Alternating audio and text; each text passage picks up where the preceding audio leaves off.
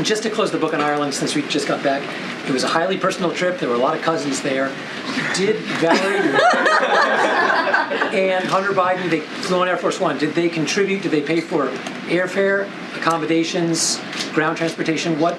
Let's be very, very clear. It is consistent with other presidents when they've had family travel with them abroad. This is nothing new. So just want to make sure that we make that very clear to the American people.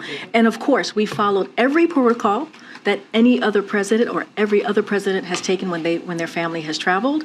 And so, yes. All right. Now I'm going to go. So we took every protocol that is necessary and needed when a family traveled. We did nothing different than past presidents, and so yes, they paid for their way. The share. Yeah, like every other. This is not unusual. This is not the first time that families have traveled with presidents. So there's nothing. There's no there, as they would say. All right. Related to electric vehicles, the first, Senator Manchin has a statement today in which he indicates he would support a resolution of disapproval of the EPA's emission standards that were announced last week when we were in Ireland. He says that they would increase reliance on Chinese-made batteries and make a more energy secure and powerful China. Do you have a response to that? So, look, the measures the EPA propose will, if implemented, do the following: save American drivers and truck companies an average of $12,000 over the lifetime of their vehicle, which is incredibly important. They'll cut nearly 10 billion tons of CO2 emissions. That's nearly twice annual U.S. emissions. They'll strengthen American energy security by reducing reliance on 20 million barrels of oil.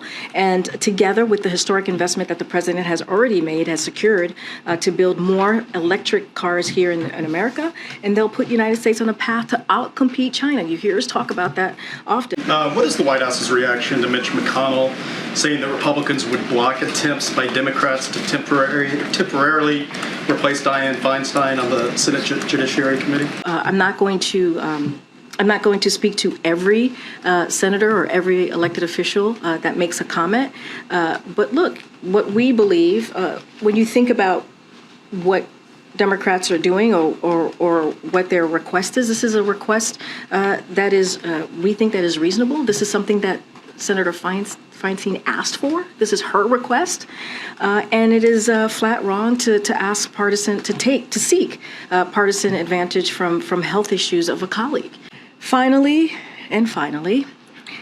a word on the discussion today of the debt limit and the budget.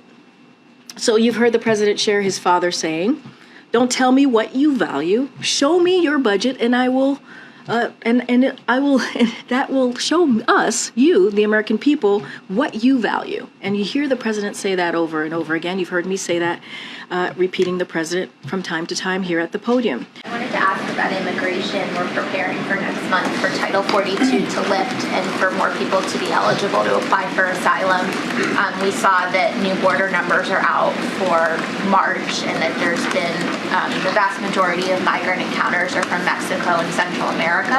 I know you've got a program separately for a couple other nations where you saw a lot of people coming from there, but can you talk about how you're preparing for next month, particularly with people coming from these particular nationalities?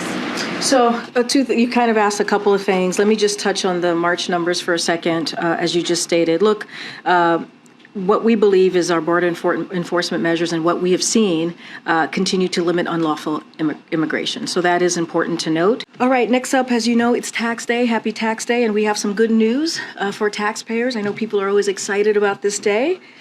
Yesterday, we learned that thanks to new funding from President's Inflation Reduction Act, the IRS has significantly improved customer service. So now MAGA congressional Republicans want to repeal this progress, making customer services worse for hard-working taxpayers and making it easier for wealthy tax cheats and big corporations to get away with cheating on their taxes. So it's literally the first bill that the House Republicans have passed. That's how they want to move forward here.